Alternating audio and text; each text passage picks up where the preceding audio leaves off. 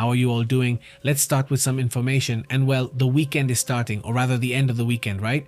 Pretty intense, folks. Southcom, doing the same operations they've already bragged about on other occasions.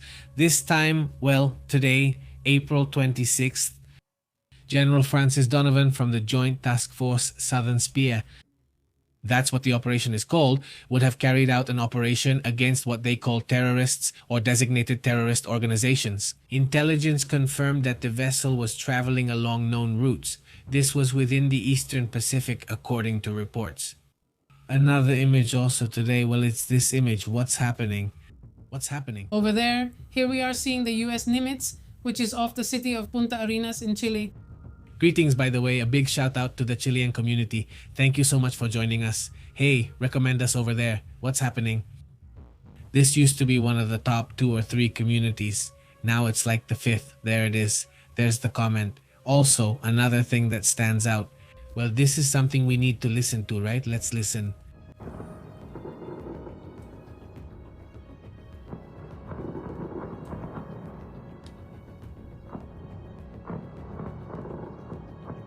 They say that's not from that one.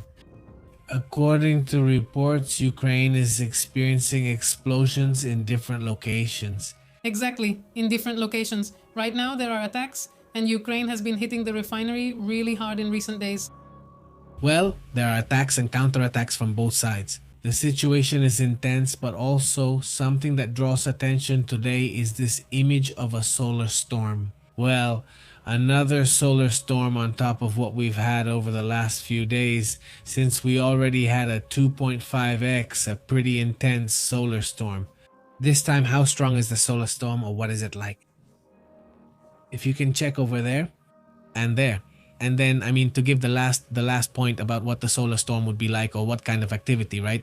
Because you can't really see it. It's up there. Yeah, you can't see it. This one is 6.0 M.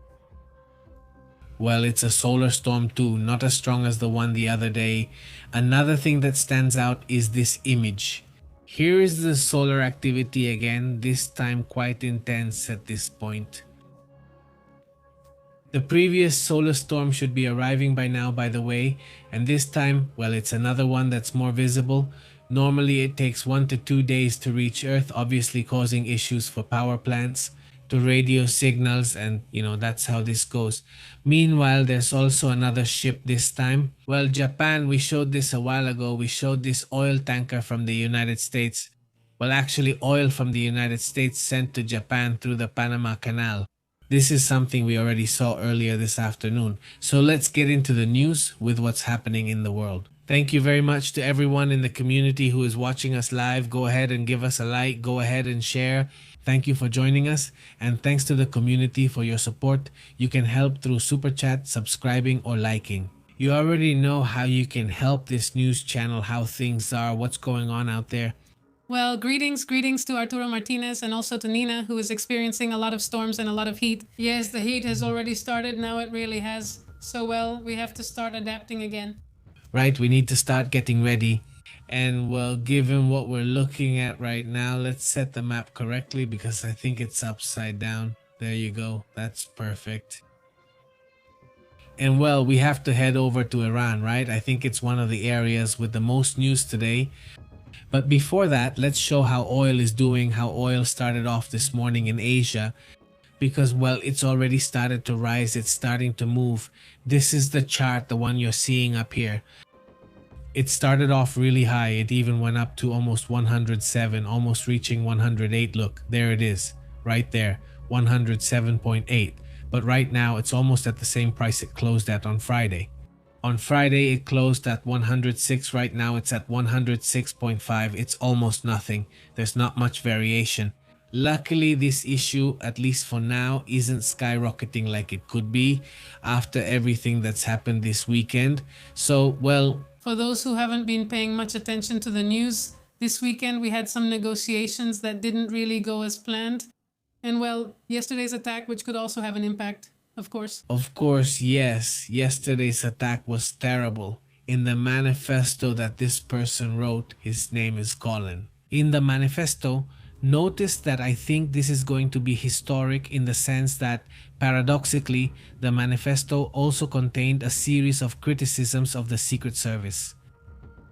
He points out all the weak points. Yes, look, in these floors there were no cameras, in these places there weren't even people checking, and like that he lays out all the information saying that hopefully this won't happen again in the future when there are other presidents warning about security. He says it himself. If I were an Iranian agent and brought other types of weapons, then obviously I would create a terrible situation. No, I mean, he's the one saying what could have happened if it had been someone else, if the circumstances were different. Well, he points out a lot of things. And there are also things the government mentions that aren't so clear to me, at least in this manifesto that I've seen. I'm not sure if there's a more detailed version since I know the family sent something longer. I don't see this criticism or the claim that it's anti-Christian. So far, he seems grateful to the church. Well, yes, it does criticize the idea of turning the other cheek and not doing anything, letting everyone do whatever they want. Exactly, but no, I didn't see any criticism? Christian criticism at any point. That's a good point you mentioned. And well, another issue that they kind of wanted to polarize, right? In that sense, using the topic to polarize more or wanting to bring up religious issues. But let's get into the details of what's happening in Iran. Today, Iran held talks with Oman. Today it caught people's attention, and I think it's one of the most interesting points. Iran getting closer to Oman. Oman gets closer to Russia first and then visits nearby countries and then travels to Islamabad. And then he travels to Russia and then goes to Oman and now again returns to Russia. We know that Abbas Aragashi is on a tremendous tour, so I imagine he's trying to form an alliance to establish some kind of dialogue not only with Russia but also with Oman. And through Oman, all the Gulf countries would be holding talks. That's an issue that I imagine sets off alarms in the United States because obviously they could already be bypassing the US and saying, let's have a dialogue so that this can finally stop once and for all, and let's settle things so this ends and the Strait can be opened. Exactly. Well, as Abbas Aragashi was saying, Pepe, Abbas Aragashi was in Oman, where they were already talking about the possibility of opening the Strait of Hormuz, of putting an end to the war, an issue that has greatly affected the Gulf countries because they can't export their oil. Fortunately, some countries like Saudi Arabia do have pipelines, but if the one in the Red Sea gets closed, that's not the one that works. The other one, it definitely puts countries that depend on oil for about 90% of their income in a very difficult position. So we have two straits, one that goes toward the Suez Canal and another one that, if it closes, it shuts off the flow of oil, gas, helium, aluminum, among other things, fertilizers, a lot of things. So in response to this, well, a dialogue is taking place. Obviously, China is also involved in this dialogue. Europe is also involved in this dialogue. Keep that in mind, but independently, not through the United States. And that's something that stands out today as well. Another thing that stands out in all of this is that Iran is reportedly no longer willing to negotiate on the nuclear issue. According to reports, the discussions will no longer cover anything related to the nuclear issue. That's what they've put on the table. Anything can be discussed except the nuclear issue. In fact, from now on, the idea is that the nuclear issue will not be brought up again in the future. Well, the issue is the promise or what they took to Pakistan just a few hours ago. It's, we permanently open the Strait of Hormuz and you postpone the nuclear negotiations for a later stage. They don't specify when, but it's after the war is over. And well, this is a way which I think is quite tempting, but at the same time it doesn't help Trump because basically his message from day one has been Iran cannot have nuclear weapons. And not to mention that at the end of the day, he abandoned a treaty that Obama had which controlled nuclear weapons and that now he wants to return to something similar. And he will have to give a lot of money if he wanted to have something like what Obama had, which I don't think is going to happen. And well, the thing is that the blockades would be lifted, the global oil standstill would end, but it would be completely suspended. Well, at least they say that the nuclear issue would wait until after the war and they would suspend enrichment. They say those are two military objectives. Important for Trump, that's for sure. It's already known that tomorrow, according to 3 US officials, Trump will have a meeting in the Situation Room about the Iran issue on Monday with the main national security and foreign policy team. Well, that's the issue. Let's move on to other topics. Let's go to other important matters as well. Hello, hello, hello. Can you hear me well? Can you hear me clearly? Hello, hello. Hello, great. I hope so. Let's move on to other things. Let's go to other matters. Hello, hello, hello. Okay, okay, okay. You can hear me now, right? Yes, perfect. Now, wait a moment. Wait, I'll adjust the audio for you. Hello? Hello, I can hear myself fine. Oh, I don't know. There it is there. There. Hello, hello. Hello, hello, hello, hello, hello, hello. Like this talking? Hello, hello, hello, hello. Hello. And you can hear yourself, right? I could hear myself before, but now I can't. There's a little. Hello. Hello, hello. Okay. They're going to fix the headphones for us. Okay, great. So let's go. Let's get into the news. Let's go to other important matters that are also happening in the area. An Iranian energy official, the leader, let's say, or the person in charge, I don't know if they call him secretary minister, but the person in charge of energy, named Ismail Zaghaf. Esfahani has responded after Donald Trump spoke about the oil wells. Donald Trump claimed that the oil wells had exploded. And that simply, they were no longer working. But, well, the official jumps in and says that if their infrastructure were affected, this would make them react and attack the oil wells in the region. I mean, he says for every oil well they manage to affect, we're going to affect 4 of theirs. Well, you know how it is, right? You already know how the rhetoric is from, well, the Ayatollahs, let's say, or from the regime, right? The Ayatollahs' rhetoric is always intense. Plus, well, they're living through a conflict, a war, and in the end, that automatically drives the comments to exaggerated levels. Just minutes after the talks collapsed, Tehran handed Washington terms that supposedly would guarantee 0 consequences for future acts of aggression. They would hand over effective control of the Strait of Hormuz and legitimize uranium enrichment, while at the same time, they promised not to manufacture weapons. And this right here is what makes things interesting. They would have to find a point where it is accepted that the IAEA or some independent organization can be there inspecting. I mean, let's say they would be engineers from all over the world, from Asia, from Europe, even from America. Nuclear engineers who could go and inspect any place in Iran to verify that no enrichment is taking place. They promise that what the experts on this subject are saying is that right now it would be the matter they would have to fácil crear una arma nuclear si quisieran en un espacio muy pequeño, imposible de detectar, punto. O sea que go and say la van a hacer, básicamente. Esa es, digamos, la... Engineers could go verify that no enrichment is taking place. Un país que pues al menos, o con un régimen, más que un país, con un régimen que pues a todas luces va a hacer lo que le dé la gana. O sea, vamos, que no, lo que se negocie, yo creo, en ambos lados difícilmente se va a cumplir, ¿verdad? Pero bueno, they promise not to. Cualquier negociación ahorita suena the matter, they would have to say the world, Europe, nuclear engineers that could go to inspect Iran.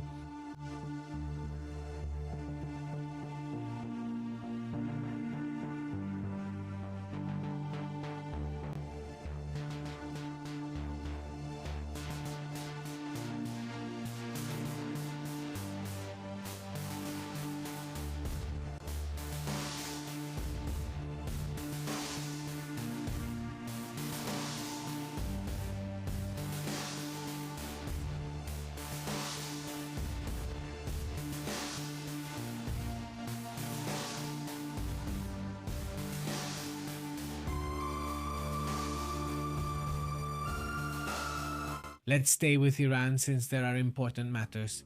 British leader Starmer and President Trump are already discussing the urgent need to restore. The issue is they would have to accept that the United Kingdom no longer seems to be, let's say, so passive. From America, they might review comments that have been made. The fact that today a United Kingdom military base is being strengthened, while they promise not to manufacture. And as for the issue, the organization is reviewing, or rather, engineers could go to Iran to check if they are being enriched. Exactly. Well, they already had a conversation and today they promised to accept it. and reviewing. I mean, in other words, the world from America, nuclear engineers could go inspect. En el resumen de la llamada es que discutieron de la necesidad urgente de reactivar el transporte marítimo del estrecho de Hormuz to confirm they are enriched. Meanwhile, la economía mundial, por ejemplo, un ejemplo así en corto plazo, lo que es la tubería de PVC, le comentaba Pepe. Sí. They would have to accept that the organization is reviewing. I mean, engineers from around the world, from Europe, nuclear engineers who... Y el costo también de vidas de personas en el Reino Unido y en todo el mundo, es lo que comenta Stay with their statement.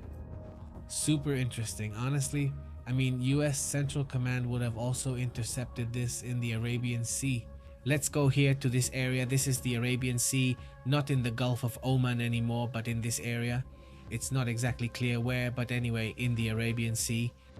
They intercepted, according to reports, an Iranian ship called Siban, which belongs to the Parallel Fleet or Ghost Fleet, according to CENTCOM. What have they said? How is it? How are you? Well, according to the report, a US Navy helicopter intercepted the ship, which is called Seban, with the help of guided missile destroyers called the US Pygmy. And he added that the ship was following military orders. It's important to remember that in the United States, Donald Trump gave the order to stop all ships within the Gulf of Oman. Supposedly, that's what Trump said. Well, he didn't say it, not supposedly. He said to attack all the boats or shoot to kill, said Pete Hegseth on Friday in this area. It's following military orders, as I was telling you. The Department of the Treasury also sanctioned the ship Seban on April 24th, along with 18 other ships for transporting Iranian oil and gas products to the foreign market. Great, so let's move on to other important matters as well.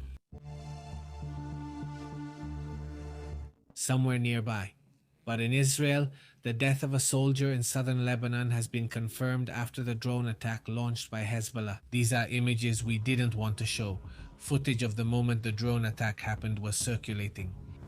It's a very serious issue as well. According to reports, Aidan Fuchs, 19 years old, originally from Petah Tikva, died this Sunday after a drone loaded with explosives hit a Merkava tank.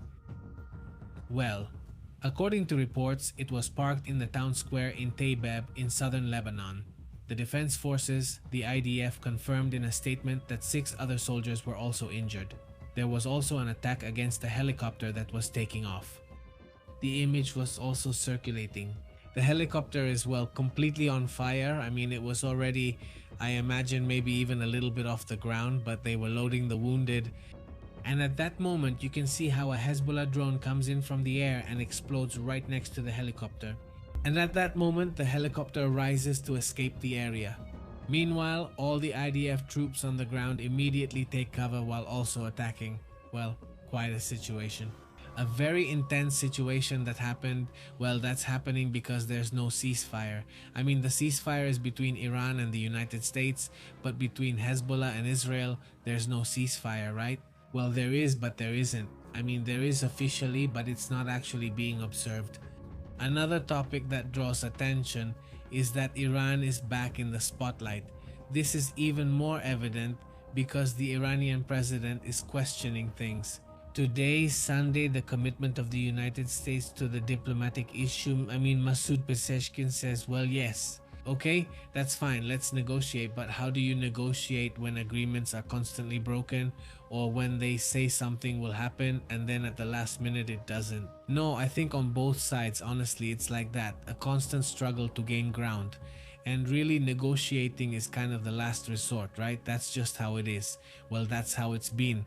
And he says, the Iranian president made this statement during a phone conversation with the Prime Minister of Pakistan, Shehbaz Sharif, whom he thanked for his support in the talks. But he criticized the lack of real diplomatic intent on their part. Yes, he has faced strong criticism, not only from Iran, since Iran also fails to comply with many things. The issue of rhetoric, the way Trump speaks in his tweets on Truth Social is very aggressive, and many times negotiations are already moving forward and then he posts these very strong tweets, and the Iranians also have a lot of pride. They also frequently make aggressive comments, but nothing beyond that. So, are you saying that what he's asking is for Trump as president not to hold back? Or do you think that being Secretary of War makes it okay to get intense, just like the head of the Revolutionary Guard gets intense? Or other figures of lower rank, but even more so? Well, he usually doesn't make these kinds of aggressive comments, and that's why he tells Trump to tone down his rhetoric, because if not, then it's difficult to negotiate, because even if they want to negotiate, they have internal pressure telling them not to, because look at what Trump is literally saying when he said he wanted to wipe out an entire civilization. That kind of rhetoric is obviously taken very seriously in that sense.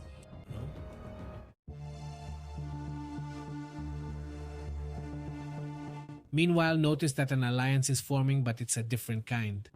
This is an alliance in any case. It's about the possibility of forming an alliance, but a political one within Israel. That's what's happening.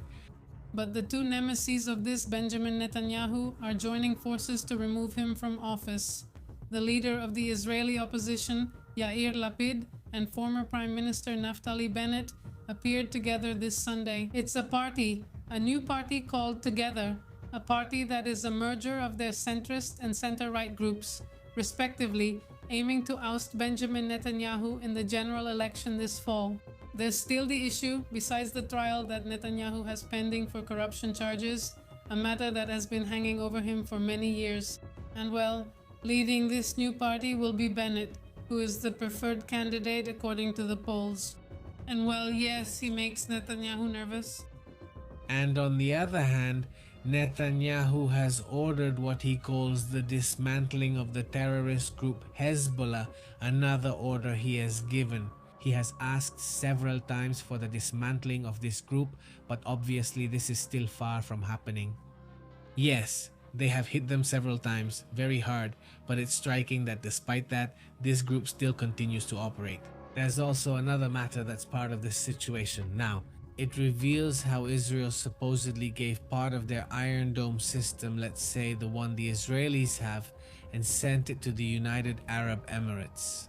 That's very interesting because it's Israel supporting a Gulf country with a defense system. Now it's revealed how Israel sent not only the system to the United Arab Emirates, but also sent IDF troops to the United Arab Emirates. That really draws attention and changes things a bit. How these operations are seen, in which the Gulf countries appeared not to receive help from Israel, but at least in the case of the United Arab Emirates, it is now known that they did receive that help. It reveals exactly that.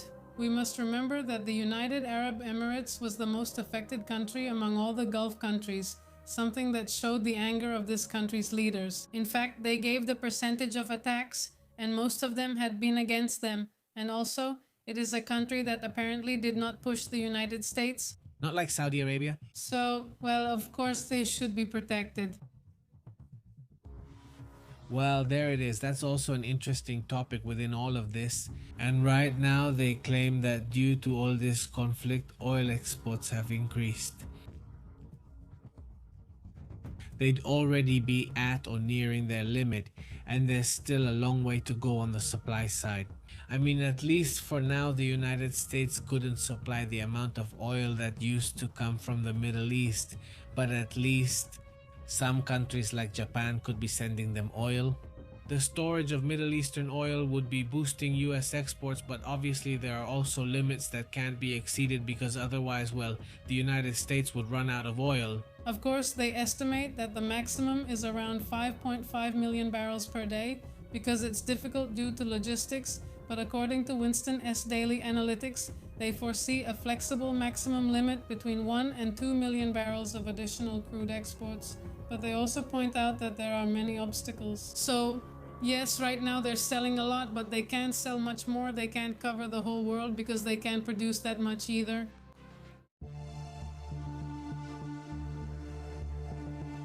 On the other hand, changing the subject, China is already condemning the inclusion of Chinese entities in the European Union's sanctions packages against Russia. They don't like this sanctions issue at all, and well, obviously they're already reacting. The Chinese Ministry of Commerce expressed this weekend its opposition to the inclusion of Chinese entities in the 20th round of sanctions by the European Union against Russia. They disliked Europe's reaction entirely.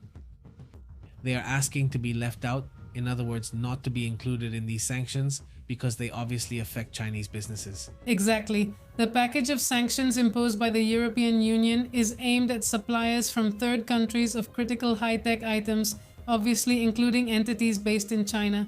They are being accused of supplying dual-use goods, for example, a microwave that has a certain part that can be used for a missile or complex military-industrial weapon systems to Russia. So it's a sanction that targets Russia, but obviously it's also affecting China.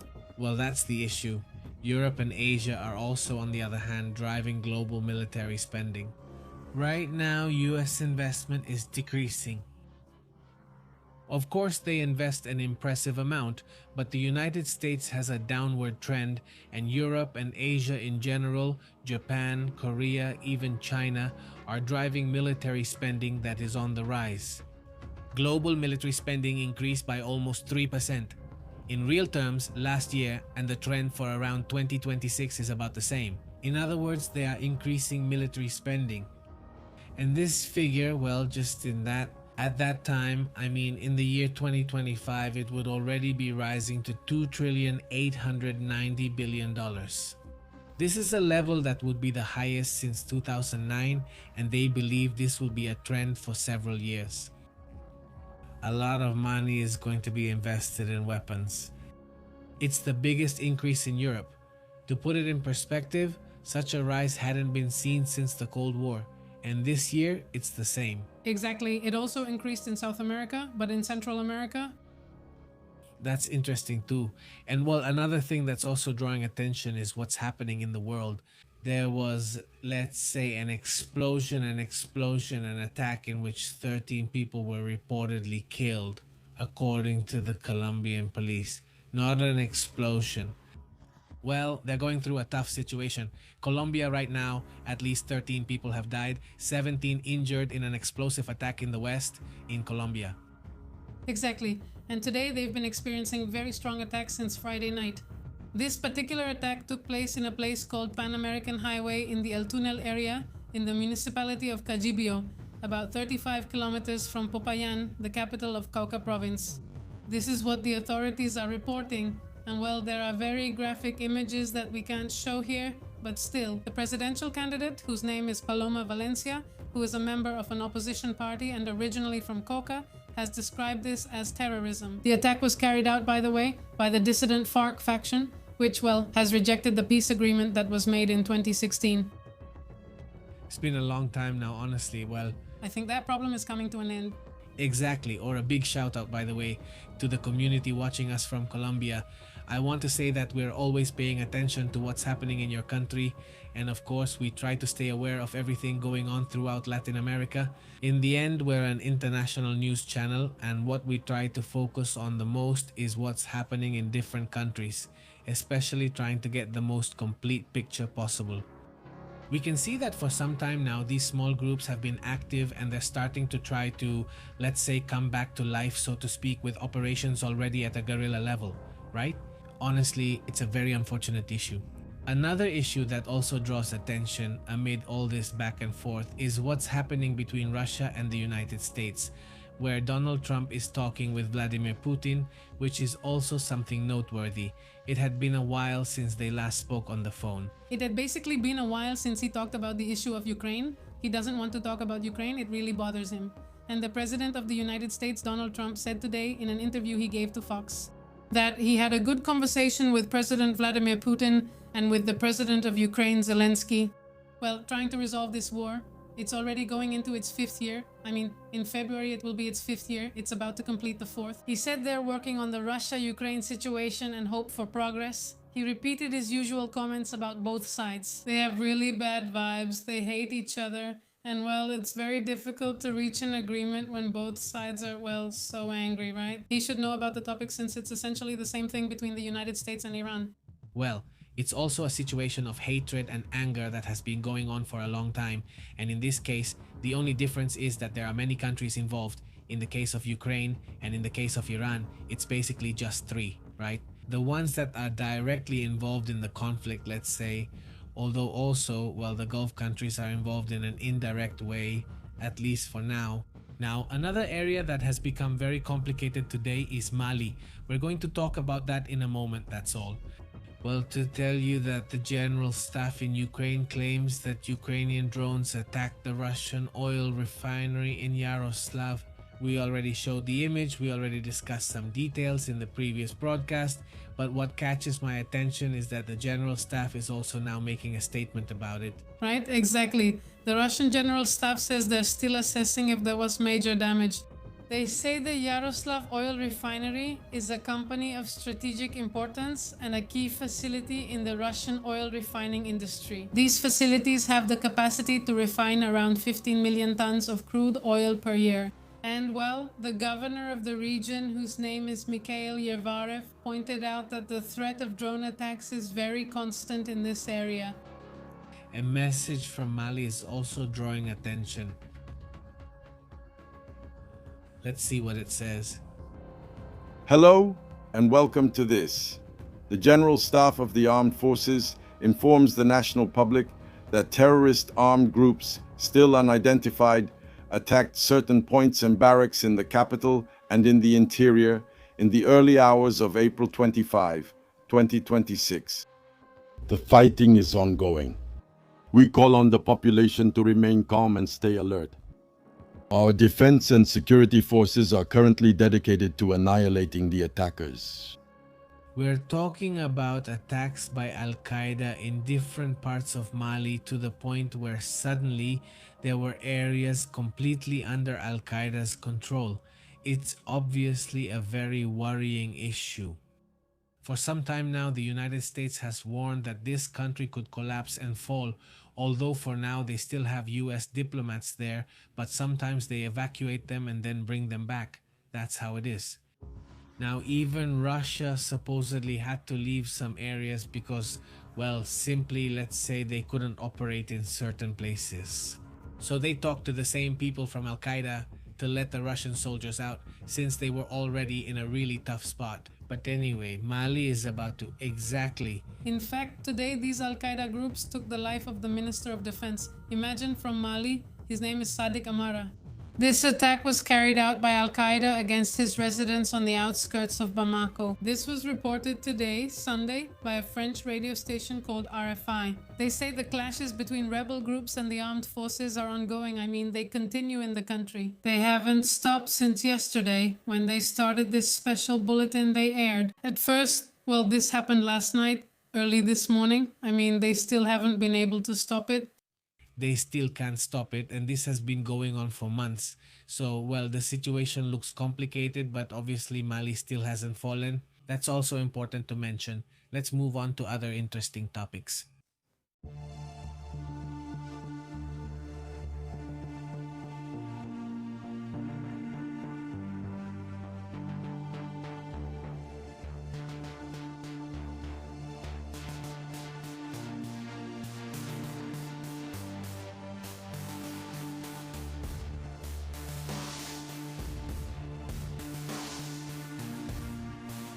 Look at what's happening. What a moment, right? It kind of takes you back to past decades. The ghost of the past? Ghosts of the past. Look at the IRA. Remember this terrorist group from Ireland? Well, now there are suspicions that this group was apparently behind a car attack outside a Belfast police station. What do you know? What details are there about it? Well, remember that this group is a paramilitary group from Northern Ireland. And well, according to what the police officers have stated, after the explosion of this car in front of a police station on the outskirts of Belfast, this paramilitary group in Northern Ireland still has the intent and capability to kill. And the detectives indicate that the new IRA is involved and that they are treating the case as an attempt to take someone's life. Bobby Silverstone, who is the Deputy Commissioner of the Police Service of Northern Ireland, said the car exploded in front of the police station after being hijacked similarly to the March attack, which had already occurred at Lurgan Police Station. So, well, it's a ghost from the past that apparently had already disappeared, but it's feeding again on the chaos happening in the world. I think there's a lot of chaos and many other groups that say, well, we can come back too. Well, that's the issue. We'll be paying attention to what's happening over there, and surely they haven't solved things from the past in that whole area. Also, by the way, there's already an issue in Sudan that's still pending. Sudan, another country in Africa that has also been troubled by a civil war that's been going on for a couple of years now, 4 years already, 4 years of civil war. We started talking about it here when this group of friends split up and, well, they started attacking each other, dividing the country. A year after the Sudanese armed forces called SAF retook the capital, much of the city is devastated. People say this is a ghost town. There's an exodus. The people who lived in the capital went to live in other places in Sudan or in Africa or outside the continent. The point is that people went through a terrible situation. It's already, or it's about to be, the fourth year of war, a year since they took the capital, and the official forces haven't been able to take it back. So, besides that, the so-called rapid forces, this group has been operating in a way that's not just brutal, it's beyond brutality because it's something extreme. Besides that, to their own people, they've done a series of things that make you wonder. That really shows a lack of humanity. It's a very serious situation they're living through there regarding that issue. And, well, it's been 4 years and they're still far from solving the situation. Exactly. And there doesn't seem to be much concern from other countries to stop the flow? No. No, not at all. Another thing that caught people's attention was that Donald Trump was interviewed on 60 Minutes, right? And then, well, they asked a question that Donald Trump doesn't like. This was in relation to the accusations made by the person who entered the press conference with weapons. You know, there they accused Trump of abuse and many other things. So he calls the question a disgrace. Well, what happened is that they read the manifesto and it really bothered him, and he said, just imagine 60 minutes. I think I've never seen anyone say the feelings, he said. He said, I knew you were going to read that because you're a horrible person. He says, why would you read something from someone who's crazy? And, well, it really bothered him, obviously, because, as Pepe says, he's being asked about something he can't comment on. This is with Adan, the one who carried out yesterday's attack. The government is full of people who have abused minors, etc. And, well, he repeats again that he has never abused anyone. Well, there you have the media tug of war that's obviously happening on this issue. Let's move on to other interesting matters as well.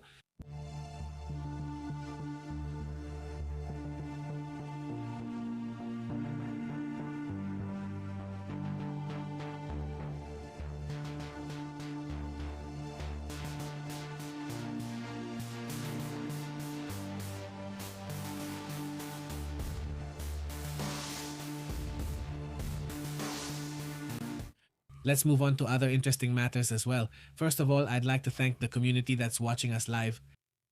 Thank you very much to those who have already read it and to those who shared it. Right now, we're going to be talking about the unusual stories, the most interesting news of the day. But before that, we also have information about how the hurricane season is going to be. We've already talked about the first update on that topic this year. Now we're going to talk about another update on how the hurricanes are going to be. This is for 2026. We've already mentioned a few things. Remember, there are several updates before the hurricane season arrives. There are usually 3, one from Colorado University and 2 or 3 from NOAA. We sometimes talk about them here. We also talk about the one from Mexico because it's usually very, very accurate about how the season is shaping up and they always match. No, these kinds of things always match. Know that too. Well, it's important. And well, let's see if they say I sound a bit quiet. Let's see if... Alright, let me know if you can hear me now. Let's see. Hello, hello, hello, hello, hello, there it is. Let's see if it sounds better there. Let me know. Look, let's move on to other important matters as well.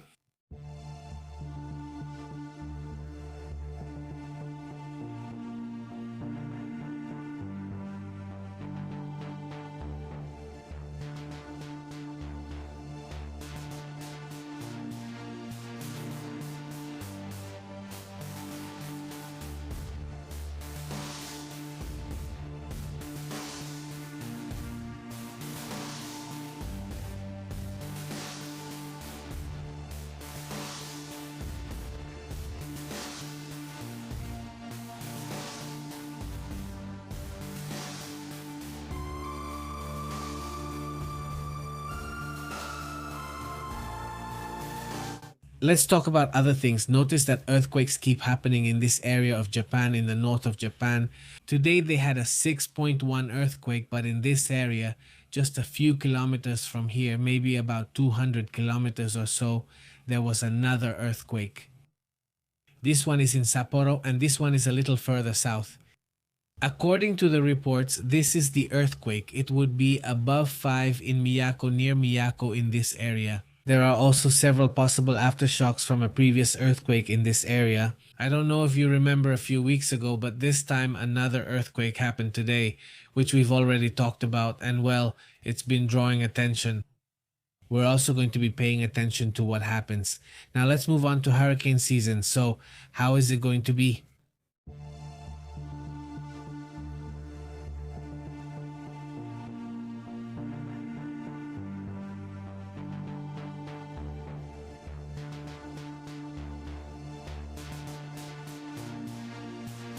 How is the hurricane season going to be this coming season? Well, it's going to be intense for the Pacific, not so intense for the Atlantic, according to forecasts for this year, especially because of the El Nino phenomenon. First of all, there's a pretty powerful phenomenon. This is heading toward Alaska. Pay attention to that. It's a storm that's going to hit hard. It's not a hurricane, but it does have forces similar to those of a hurricane. We're talking about some winds and gusts exceeding 100 kilometers per hour and sustained winds close to 80 or even 90 kilometers per hour. Look, there it is. Up to 100 kilometers per hour of sustained winds. We're talking about a pretty powerful situation here, and well, we'll be here commenting on how things are going. How's the heat been this season? It's been extremely hot, not just this week, but after almost 2 weeks of nothing but rain, heavy rain here in Monterey. Now we're going to have a really hot week, so if you live here in Monterey, you already know, carry water with you, bring something to protect yourself from the sun, because it's going to be really intense, especially on Tuesday and Wednesday. Well, according to what the Center for Control and Prevention says, or rather NOAA, what they report is that, well, this time the season starts on May 15, while in the Atlantic and the Caribbean it will be around June 1. According to what they also report, well, within NOAA itself, let's say this season would have more activity on the Pacific side. That's what they report within. Well, from this analysis they say that right now NOAA together with the CDC, that's why I mentioned the CDC earlier, they warn that this hurricane could be issuing evacuation orders or shelter-in-place orders, in which they ask people to pay attention to this and to comply when they are mandatory. The recommendations also, now NOAA and the CDC catch my attention, according to Pidiendo reunir suministros suficientes para varios días. From what they're reporting, I don't remember, at least in recent years, that it was done this way. I find it very interesting that they send the report together. Sometimes one would send it, sometimes the other, but this time together. Maybe, I don't know, they organize themselves better, whatever it is, but the preparations require them to have an emergency kit for the Pacific region, potable water, non-perishable food, flashlights, batteries, medications, copies of documents. Apparently, there could be a number of hurricanes in the Pacific this time, although not necessarily in intensity. On the other hand, in the Atlantic, they expect there to be fewer, but the intensity could be greater. So, in light of this, it's obviously just about thinking. If you live on the coast or in risk areas, think as if the hurricane. According to what they report, as if there were, or if they already announced that a hurricane is coming, you would have about a month.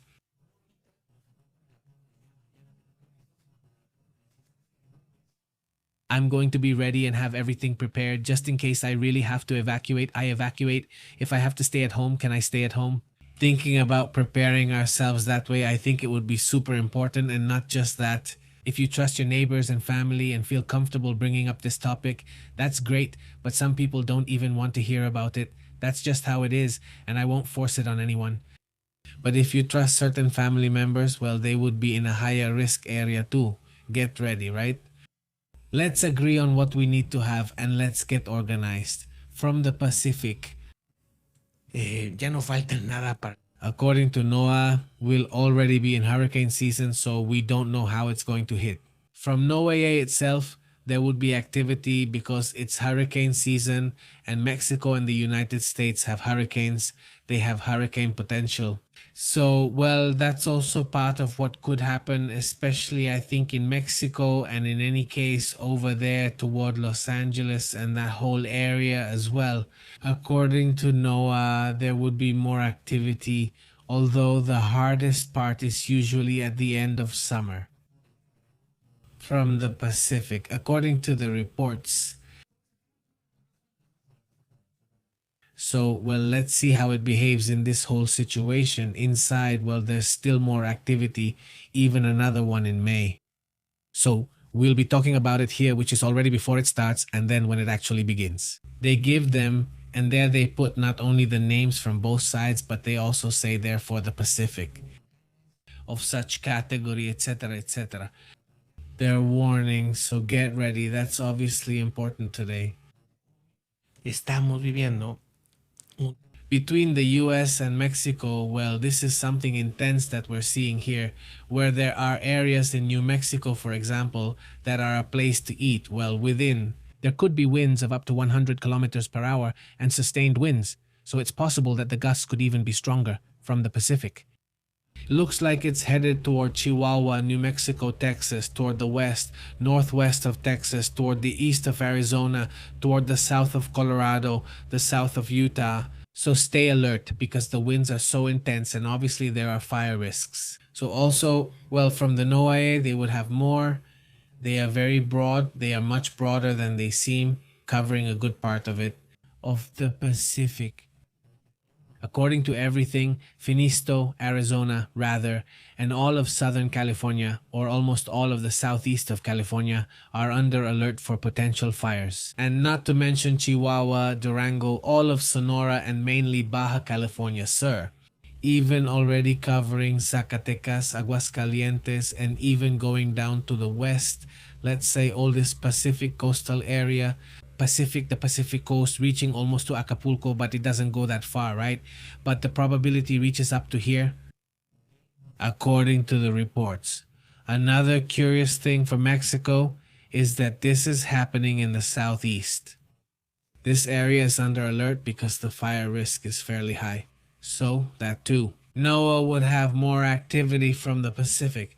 Let's move quickly further south. Central America, Guatemala, Honduras have some chances, but further south there are no possibilities of that type of forest fires except for this part in southern Brazil where there is usually a probability of this type of fires. By the way, also in the northern part of Chile and Argentina where there has been a lot of rain and this area is usually dry, but as we go further south the problem is less severe although it still exists, especially for this part of the Pacific. According to the reports, if you live in this region of Argentina, you should be aware of this possibility of fires, especially considering that there are very beautiful natural areas throughout that region. Great, so let's move on to the notes. Pacific activity.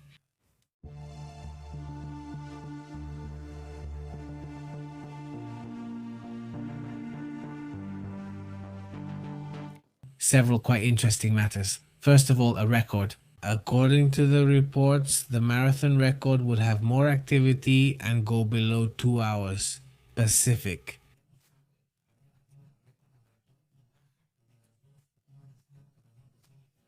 According to what they also report, well, within it there would be Pacific. According to what they report, it would have more. He was called Jacob Kikiplin, which is about 2 hours, 1 minute, and 25 seconds from the... For many, it's impossible, but when I told him the news, he said, no. According to the reports, the Pacific would have more activity. According to what they also say, there would be activity on the top side of the world. At that moment, of course, yes, this... se hizo el récord. According to the reports of more activity in the Pacific, according to what is inside, according to the same NOAA Pacific, according to this, there would be more activity in the Pacific. About the Pacific activity on the Pacific side, according to what is reported about the Pacific activity, more activity on the Pacific side, according to what is also reported, NOAA activity on the Pacific side. According to NOAA itself, there would be more activity on the Pacific side. According to what is also reported, NOAA itself, there would be more activity on the Pacific side. Because if not, it's very difficult to keep up the pace. Of course. Focusing means mentally preparing and assessing yourself, whether you're doing well or badly. It's complicated, but seeing it clearly makes setting a record much easier. They set up the environment for him to break the record, which he did. Actually, that record already existed but wasn't official. There were no competitors, only people supporting him. He had the right water, and everything was perfect at the right time. I mean, come on, that's the record that had been broken, but I insist everything was planned because what they wanted to see was if it was possible. With all the perfect conditions for a record to be set, that's how it was done, as an experiment and also as publicity. I don't remember which shoes, Nike or whatever. They were basically promoting some shoes, right? But the record was set in a way, let's say, for marketing purposes. But here we're talking about a real record, and honestly, I couldn't believe it because I thought if it was hard to do under those conditions, how can someone in a real marathon manage to achieve it at that speed? I mean, it's amazing. I don't know if anyone who goes to races has tried to run at the speed of a Kenyan. I mean, but of course, not just saying it, actually going all out, seeing if I can keep up the speed they maintain for 2 hours over 42 kilometers. If you like running, try it and try running 100 meters. It's incredibly fast. The thing is, they keep it up for 2 hours. Honestly, it's mind-blowing. Exactly. So what did this winner say? He said, "It's a historic day for me. Honestly, we started the race really well, and as we got closer to the end, I felt very strong. But well, he had it. He gave it his all for 42.195 kilometers. He's really daring, honestly. I mean, how can that be? I mean, records can be broken at the most unexpected moments, right? I mean, usually these kinds of marathon records happen during the colder months, not in these months. That's why when I heard about it, I thought, no, it must be a mistake. This news can't be real. Maybe it's cooler in London right now, isn't it?" Yes, but it's mostly in the really cold months. Most records are set then. The runners in the back don't even wear gloves. That's what I was thinking. Yeah, that record really threw me off. I'd say they should do a doping test. No, but still. It's surprising. Honestly, it's really surprising. But it is strange. Honestly, it's strange for a record to be set at this time of year. It's like that Simpsons meme says, not at this time of year. Here, he's the president of charcoal grilled burgers, not the state. Greetings, everyone. Let's move to the next interesting story. There are several, and this one is truly uplifting, showing that good news and beautiful stories exist.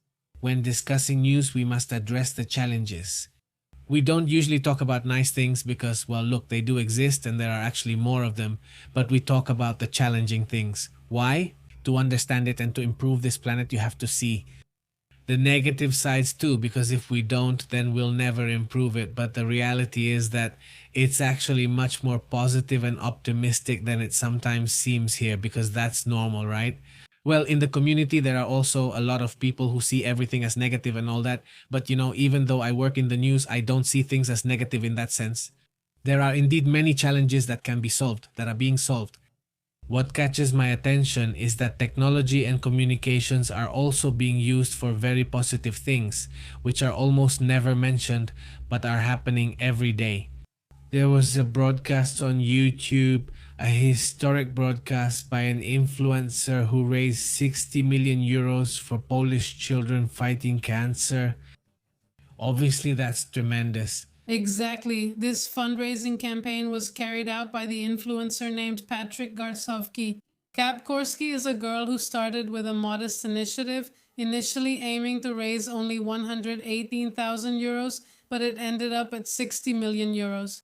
This amount was raised in just a few hours. They already had it, but she decided, well, let's keep going, and she kept attracting millions of people. Donations continued pouring in from across Poland and from abroad. And at the highest point, it's known that there were 105, 350, 200 million, and finally the record. It was 250 million zlotys, the currency of Poland, which would be equal to 60 million. It lasted about 21 hours, and that's how long this broadcast lasted.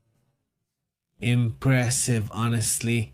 21 hours, and they raised something that's going to change the lives of so many little ones.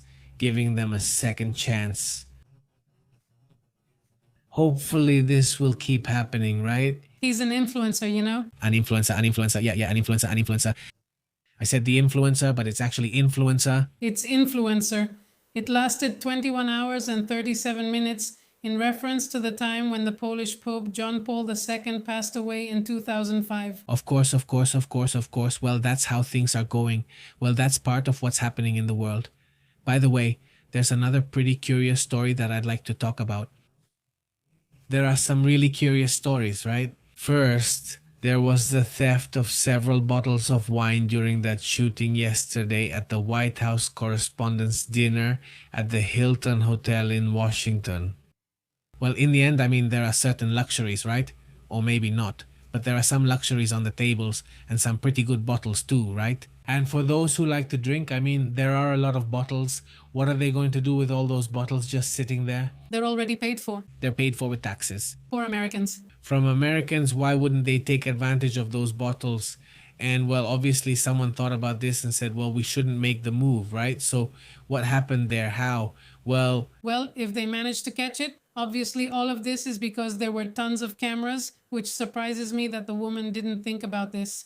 And a woman was recorded while she was taking the wine bottles from the tables where there was no one there anymore, which has generated a lot of debate on social media about whether she should have done this or not, because at the end of the day, it was an emergency to leave the place. Here we mentioned to you that the president said absolutely everyone has to leave now. And she said, well, okay, go ahead, make your money. all right, the bottles were going to be consumed anyway. Honestly, I don't judge her for that, sincerely. I mean, it's classic. You go to a party and when everything's over, well, that's it. Sometimes even the centerpiece. They even take the centerpiece. I mean, it's wild. Here, Well, because who knows, maybe. Yeah, I don't really know what the rules are about that, honestly. But anyway, it went viral, like everything, that whole thing, every little detail. Like, if the guy in the back stayed, who knows? Or if it was, like they said, Kennedy's, did he leave his wife aside? And well, the Secret Service posted the protocol, how it works, and if that's the protocol, that's what it says. It says that they secure the politician and all the family members, children, whoever, and they just leave us aside. That's it. for example, Steve Miller, who's really annoying, grabbed his wife and put her in front. That's what they normally do, and what they told him. They said that he had, well, some people, obviously there are always more dangerous people, that he had used her as a shield. That's what I was going to say. Anything involving Security. That's exactly what I was going to say. They'll criticize everyone, like in the little donkey story. Or if he grabbed her and hugged her. I mean, it's because he used her as a shield. And if he left her behind, then it's something else. The poor woman looked really lost. Yes. Like, honestly, I think it was safer to go behind the Secret Service guys because they were clearing a path for you through the chaos. I mean, they shoot him. They shoot him. Honestly, I think it's less scary, but oh well. Another video that got a lot of attention is from a bestie, someone from the entertainment industry. His name is Michael Glatz. While everyone else was down taking cover, he was just sitting there, eating like nothing happened. He said, I came here to eat, I came here to relax. I'm hungry. I mean, yeah, it's really crazy. Everyone reacts in a very different way, right? And there were people who were lost, by the way. There were people who really looked like they were truly lost. Now, there's also another thing, another interesting piece of news, right? Yes, well, this is the story of a very large family, 100 members of our Chinese family, who decided to all live together. So, how do you manage to have 100 people living together? Well, basically, they built a 15-story building to have all the generations together in one place. This is in the village of Guangzhou in China, where a family decided to face this problem, which is very common, that people grow apart because, well, families grow apart as they live farther and farther away. You can't find a house near where your dad or mom lives and so on. And they decided to build this 15-story building to keep living together and help each other out when needed.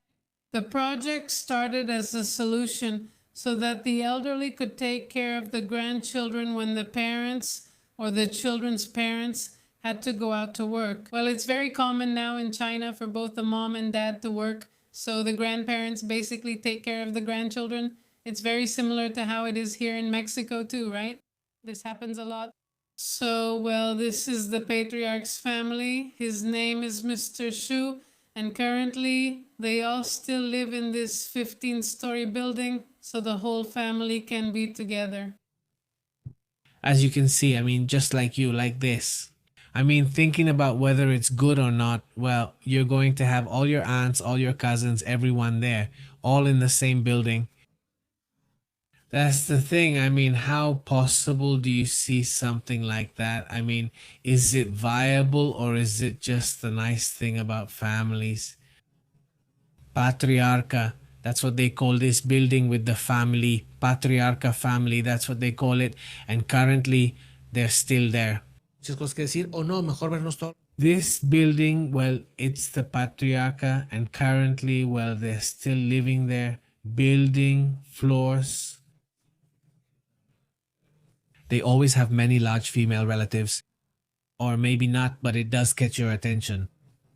Well, from the patriarch, he calls the typical houses that many have seen in India nowadays. Well, they're still like that, patched up, and here in Mexico too, in some areas. Sometimes, yes, the son lives there and they add on. This building has 15 floors. 15 floors, it has 2 basements, it has an elevator, it has 22 apartments, it has a common area for socializing, it has a storage space, it has a play area for children. Each apartment is about 200 square meters. These are big apartments because here in Monterrey, they sell 100 square meter apartments and they sell them to you as if they were luxurious. Let's not even talk about the ones that are even smaller. Is the one with the electric bikes the ground floor, which is supposed to be called the ground floor? Van a tener centro comercial. And do they still live there? The mall is better used as a recreational space for children and a place to store food. And well, the patriarch's building, and currently they still live in this building. Qué tremendo el asunto, ¿no? O sea, Well, currently they are living in an apartment building for families. Well, it's the Patriarcha one, that's what it's called. And currently they still live in the Patriarch's apartment building. Currently they still live in this building. Apartments to keep the family together. Today, the common area belongs to this family. I mean, they split certain expenses and have certain areas for family gatherings. He is the patriarch. He calls and they continue living in the building with the family. That's the negative side. The negative side is when you get bored, right? Or you have a family problem, or there's someone in the family who can't stand the typical daughter-in-law or son-in-law. And, well, They keep living in the building on different floors. There's the patriarch's place. It's about knowing how to handle that part of getting along well and all that. And currently, well, the patriarch's family, that's what they call it. And currently, well, they keep living in this building, having family. well, it's the patriarch. He calls him. And currently, well, they continue. They invited us to a place like that. Very strange. Do you remember? From that one, what's it called?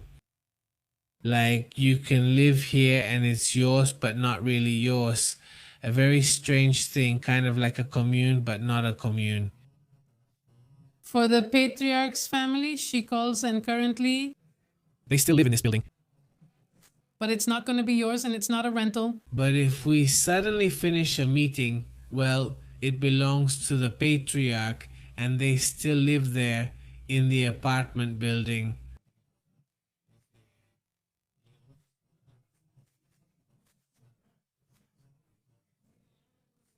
It's the patriarch, he calls.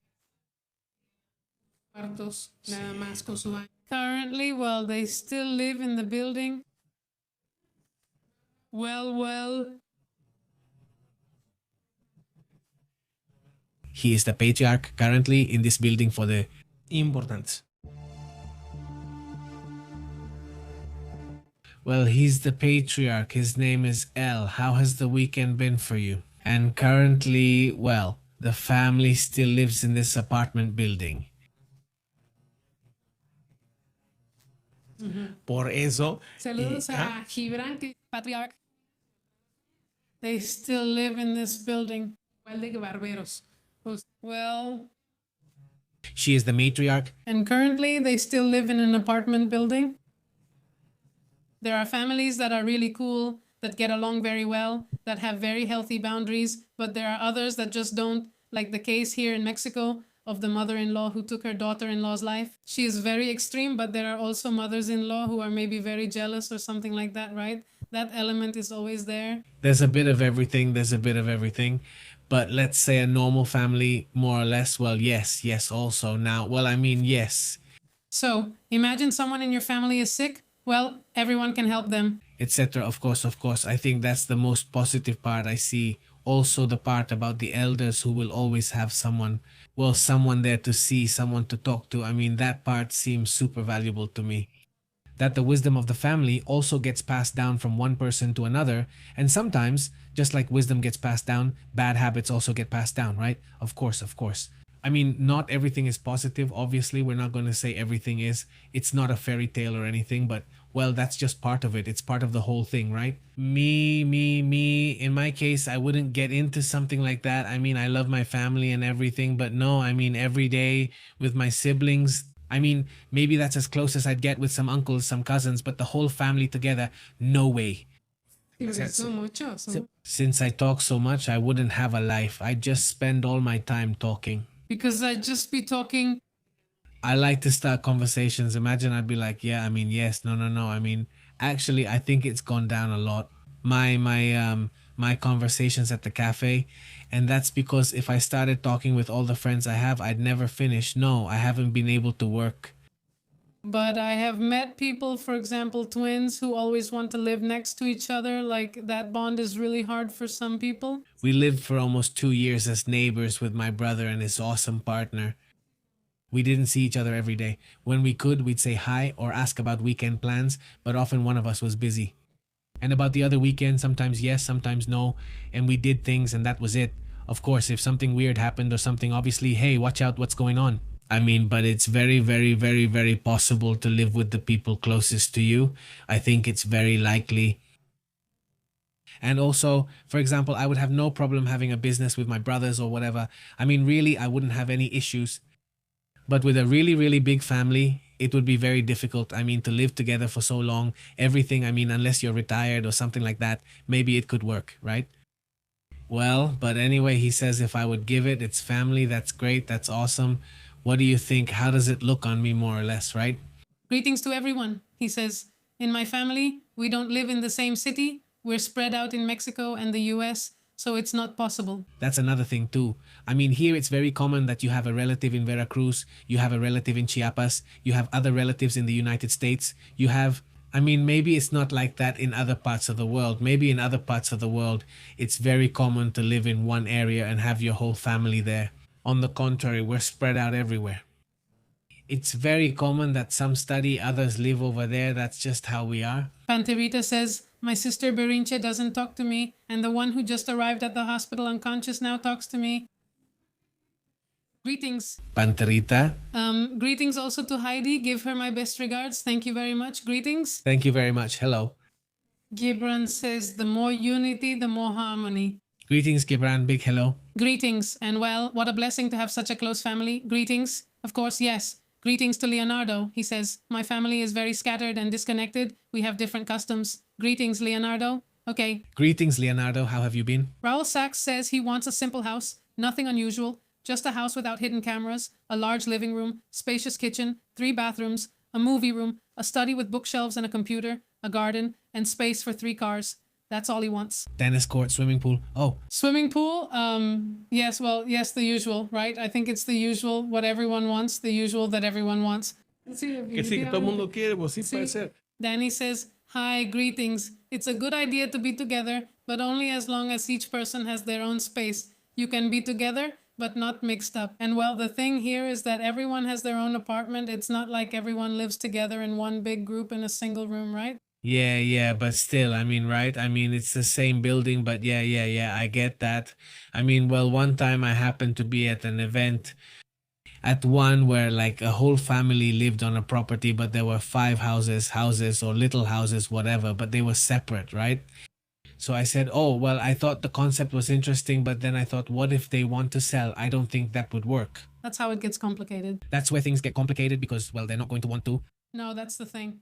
He says, put my family in a town, in a building, both giant families. Big family, big family. The other day I was watching a video that Astrid sent me of a man who was about 70 something, right? Which one is it? The one who was like this. 76? The gentleman is 76 years old. Here, champ. Jump like this, the whole thing. Bodybuilding champion at his age. I mean, he was a champion at his age, even in a lower category like the 60s, but he's almost 80 and he won in the 60s category. But the craziest thing about this guy's story is that, well, he says he has, 19 kids, something like that. Yes, 19 kids, and his mom and dad had 28. 26. Siblings, 26 children. Yes, siblings. Imagine the Gigante family. There are people who are... This man has 19 kids with 3 wives, obviously. Imagine having just one. This poor woman, you'd wear her out. Yes, Leonardo Pepe says, and even if I had to make a prediction, yes. When will the conflict between Iran and the United States end? Before the World Cup or after? No, after. What do you think? Thank you. I think it will be after. It's going to happen, but we would have to define what ending the conflict means. From my point of view, ending it would be that the regime is no longer there. If the regime remains, the conflict isn't over for me. Why? Why do I say this? The conflict will continue. No, there isn't. It's like 2 trains, one wanting to go one way and the other wanting to go the other way. So, well, I see that the conflict will continue until, well, the regime falls or the other side falls, which, would actually be even worse, right? Because, well, in the end, it would mean that all of the West basically fell, right? That would be, well, an issue that involves not only Europe and the United States, but also Latin America. And, well, since that would have to be a war, basically a global war, which is what we don't want to happen, right? Obviously, I think, right? That's what. So I don't see the conflict as over, but rather on pause. Maybe, yes. If you say, oh, it's just an extended ceasefire, something like that, well, yes, that could happen because of the World Cup and because of oil and all this stuff. Maybe that's where it could actually happen, right? What else? It says here, Yadira Gonzalez is bragging about her husband. She says, my husband used to run 21 kilometers 5 days a week. That's a lot. What else? Minutes per kilometer, but the knee gets affected because of that volume. If it's every day, if it's the same amount, I think that's really hard on the knee. Aren't you giving it a chance to rest? That's why Gloria always does more kilometers on shorter days. He was doing a 10K. Every day, for the 5 days of the week. Yeah, exactly. That's a problem with that kind of training. When you train too often, you don't give yourself a chance to recover. Because, well, that's why we were doing a lot of interval training, precisely so we wouldn't get injured. And honestly, we never got injured. Not even in my record would have been the one from Imogen, I think, the Imogen race. Yeah, that was under an hour for the 10K, right? 50 something minutes. But, well, here I think, the pace is 5 minutes per kilometer. So, maybe 50 minutes for a 10K, possibly. Yeah, I did it in like 56, 57, around there. That was my record. And this has been my record so far as I know. It's not a record that can't be broken either. It's pretty easy to do, right? If you train, but without hurting yourself, right? You train with those intervals. The other day I watched something. Let me see if I can share it with you. Well, when I see a video that I think could help friends or people I know, I save it and save it. I actually have a folder with health videos because I have a lot of friends with knee problems. And, well, I saw a doctor or something like that who was posting all the most up-to-date scientific studies on the subject of knees. He said a lot of it is myth used to get you operated on or put through procedures, and many issues can be resolved through muscle work. In other words, she said that if you work certain muscles, knee problems either decrease or disappear. And she backed it up in a very interesting way, showing the studies and everything, providing all the data so everyone can verify it, right? And she made a really good video. Let me find it and I'll share it here so you all can check it out and see what you think, right? I also want to review it more thoroughly. But it talks about what are those muscles called? This part? These are the I don't remember. Sorry.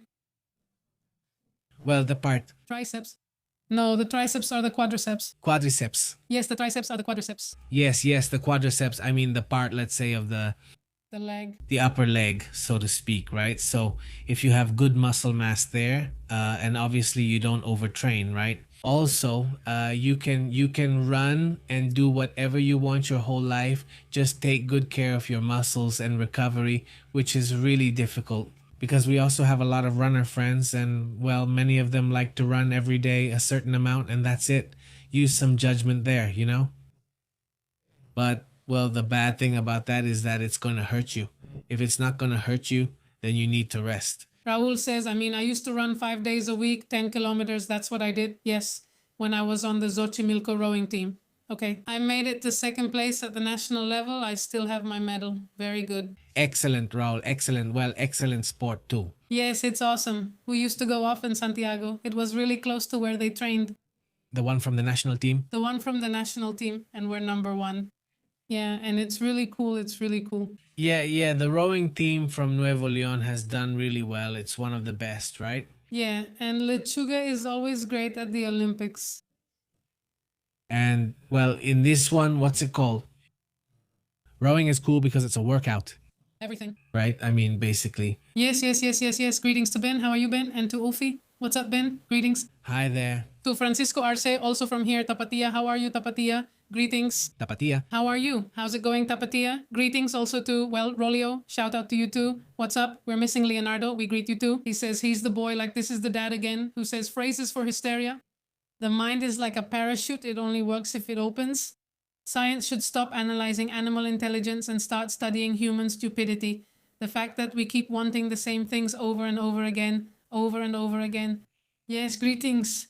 Or no idea who I am. Who says it was said, if I die, let it be with my stomach full of greetings. No idea. Greetings. How have you been? Greetings, Isa and Bara. He asks about the one who kept eating dessert. Did you see him? We talked about it there. It was actually the salad. They hadn't reached dessert yet. Greetings too. It's just that he said, I'm going to say hello. Yes, I'm going and I'm going to say hello. Juan Carlos Sanchez says, lovely evening, guys. Greetings from Mexico City. I love your show and watch daily. Already liked it.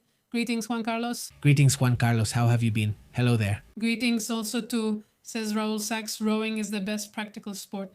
I would love to have one, but the concept too is just so expensive, Raul Sachs.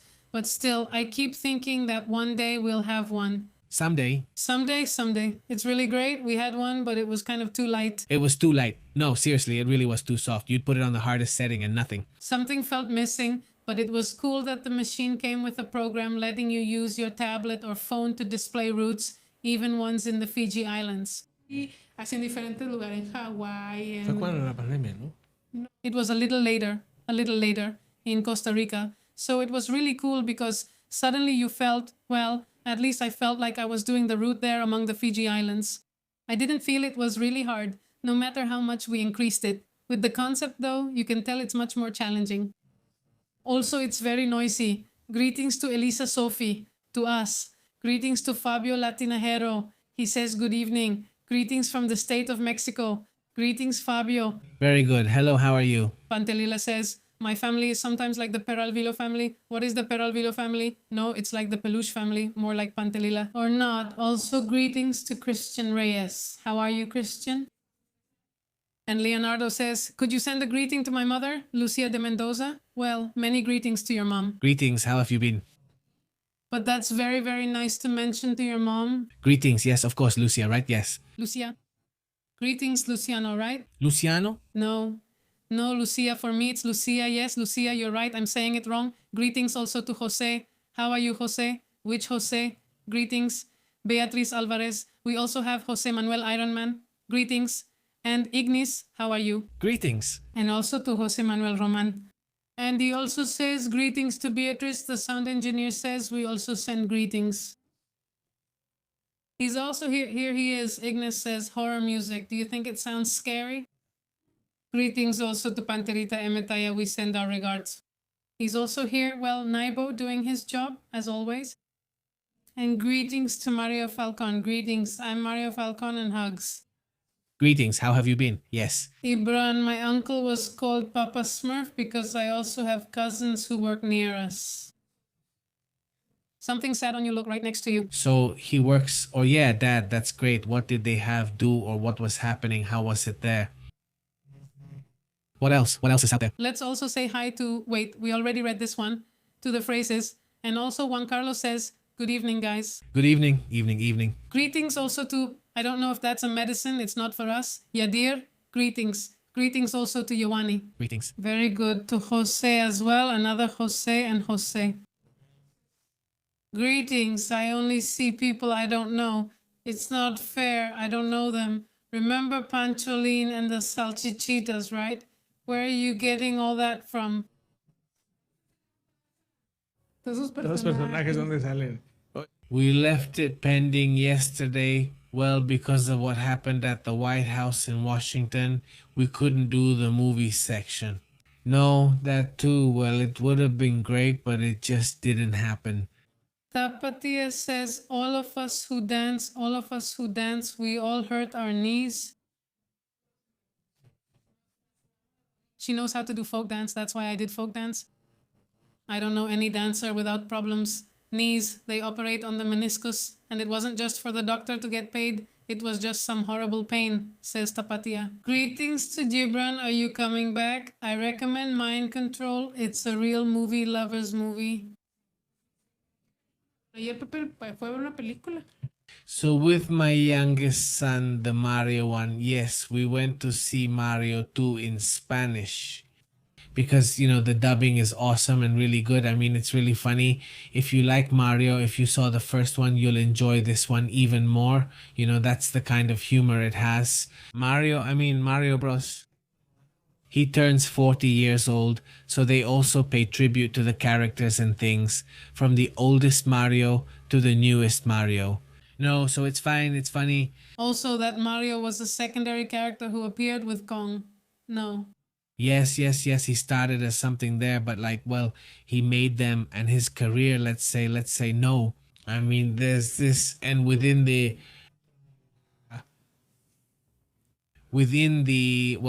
what's it called? Well, within the movie, it's from the series, that's what it is. What catches my attention more? Well, it's not just the tribute thing. And not just that, but also this idea that they're getting you ready for the next games. That's how it seems to me, you know? So, well, I think there's also a strong marketing angle there for the upcoming games. I guess now with this Mario and Fox, the little fox, this one and me, that's what I imagine. So it's not for nothing that they show up, because there are characters that appear maybe in fact, there you see all these people, but actually it's from everyone. In fact, sometimes it's even from where you get it, or from Minecraft, or from them there. And what if you mix all kinds of fights? But in Mario's case, what caught my attention is that they used this fox. I don't know. Do you remember a character that is I used to play it? It's the one with the ship. They have a ship similar to the one from Cowboy Bebop, similar to that one from Cowboy Bebop, kind of. It doesn't look much like it, that's one time. Says Francisco Marisa, like at 30 years old, your knees and especially your feet really suffer too. Greetings, Francisco. With ballet, you destroy your toes. And greetings also to the bag. He says, when you play marbles, your knees also suffer. Is that definite? In fact, I know many kids like the Diaz who have already had knee surgery. The movie. They tell me it's a horror movie and the movie talks about mortality. The movie tells me it's horror, and now what are you talking about, Gibran? Which movie is it and about mortality? O tú dices la que recomendaste. What is it? And about mortality? It is. Although the series we do recommend for watching at home is this one. And we finally just gave her this one, and there's Hijack, yes, Hijack by Idris Elba. The series isn't very long, 2 seasons. It's 2 seasons. The second one is shorter. I think so. The first season is 8 episodes or 7, 8. Well, it's interesting. It has good twists. I mean, there are 2 or 3 things I would take out, or 2 or 3 characters I would remove. I feel like they made them too annoying, too much. Greetings to Gibran. He says, well, like the young people say, they didn't know her. Thank you, my friend, for your greetings, Gibran says. Any recommended horror movies? He says, let's see. Okay, greetings, Ven. How have you been, by the way? What's new? The last one, the one about the Bone Temple, is really good. It's not pure horror, but it is. Yeah, it's a kind of horror, let's say, but yeah, I mean, it counts. Exactly, well, yeah, all of them. All of them, he says. Devils were proud of those. There are 7 groups, and people who liked the first one probably liked it. We haven't seen The Conjuring Last Street, just one of those movies. From The Conjuring, yes, just one, no, 222, okay? Greetings, see you there. Apex, they've been promoting it a lot. No, it wasn't the one with that guy, Charlize Theron. Yes, I'm the one with Charlize Theron. They've been promoting it a lot, like tremendously. Apex. Yes, this one. Charlize Theron climbed up on a billboard over in the United States. She did a show. This one. Oh, yeah, of course, her video game. It's a video game. Yeah. Yeah, there it is. They just put it on Netflix. Okay, look, there it is. Okay. It seems like a game to me or whatever based on this game because I know this game. I like movies set in the World War II era. I don't know why. They're cool. I like that one. I like it too. But what I'm not a big fan of is the medieval ones. It has to be something really good to get me interested because the medieval ones, I don't know. It's just like, no, I just don't like them. But your favorite medieval movie? Well, okay, yes. Braveheart, is that it? Well, yes, it's really good. But if you notice Braveheart, though those who have seen it know that it doesn't really have much of the castle area and all that. It's more like there are forests. No, and that's really cool. What I don't like is the whole castle thing and all that stuff. But I don't know. It's really good, right? As we showed, look. Her dad says to her, right? Just kidding. My head hurt from always hearing the same tune. It's called Melody. Melody in my head from always hearing the same tune. Melody. It hurt me. Did you get it? Greetings to Manuel Leva. How are you, Manuel? And long live Mexico, Claudia and Lopez. Greetings, Manuel. Greetings also to Ben, who says Behind Enemy Lines 1 and 2 are really good. He says, okay. Okay, he'll check it out. Greetings. He says Asphyx. Asphyx or Apex? Which do you mean, Raul? Manuel Leva says the news already. We already did the news, Manuel. Look, there's a little message there for when they arrive. Go to the beginning of the video so you can check the report there. Thank you very much. Greetings. MT says, I saw a World War II diary. Wow, I loved it. I was hooked until I finished watching it. It's really good on Prime. World War II diary. Okay, greetings. She says, The Legend of Orin, have you seen it? No. No, Legend of Orin, no. Of Orin. Yes, she says. She says, no, thank you, greetings. Sibas says, I recommend Alchemy of Souls to you. Alchemy of Souls. Okay. It came up for me on YouTube and it's cool, says Gibran. Alchemy of Souls. No, the other one. Okay, he says, it's because you suffered in life, in the media. Hey, he says, you don't like it. He says, greetings, Tapatia. He says, they get deformed, and speaking of ballet, the feet get deformed. Yes, because you dance on point. Greetings, he says, behind the enemy lines. It's a real case, says Ben Abraham. Okay, and Dad says, no, it's a joke. I'm here to buy candles. The power went out. No, without candles. Greetings also to, they say, Francisco. Let's see. Well, guys. Let's see. What else is out there?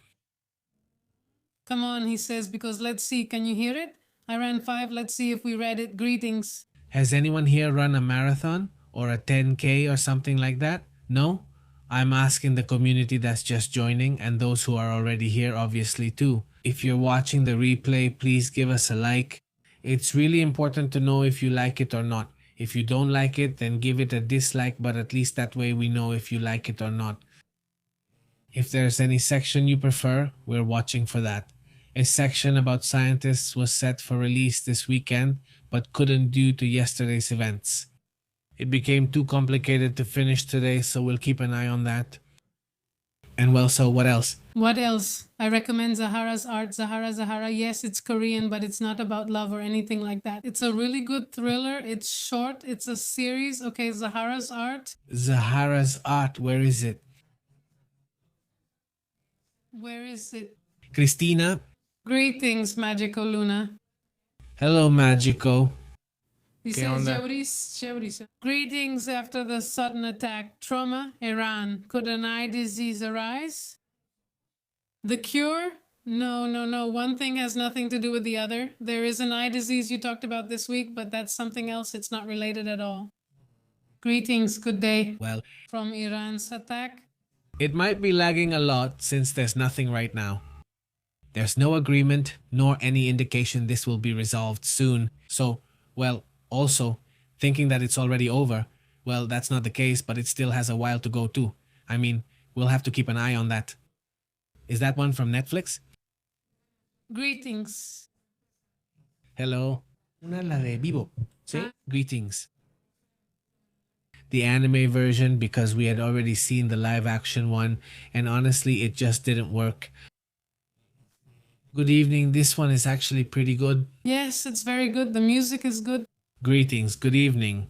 Well, I mean, for those who like it, check it out. It's interesting. Anyway, I mean, everyone has their own taste, right? But it's good. It's interesting. Yeah, also, if you can recommend us a series or a movie for this week, let's see if we can watch it. Well, I'd appreciate it.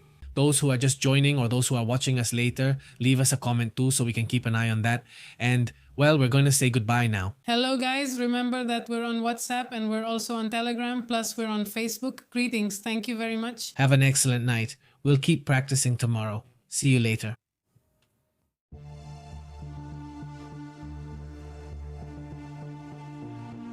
Greetings, good evening. Gracias por Greetings, good evening. Esto es Pepe. Greetings, good evening. La verdad es intensa. Lo insólito es real. Hi, Magico. Hi, Magico.